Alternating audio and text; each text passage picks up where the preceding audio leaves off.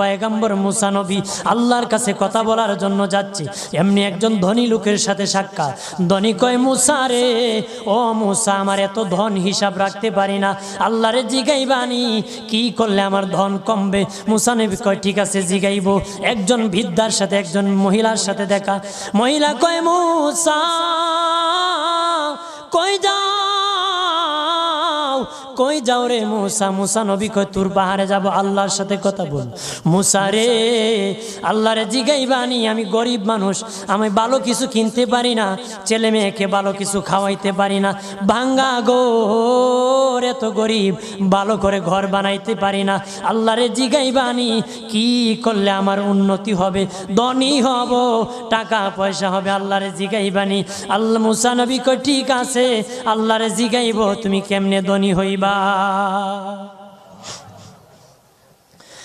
আল্লাহ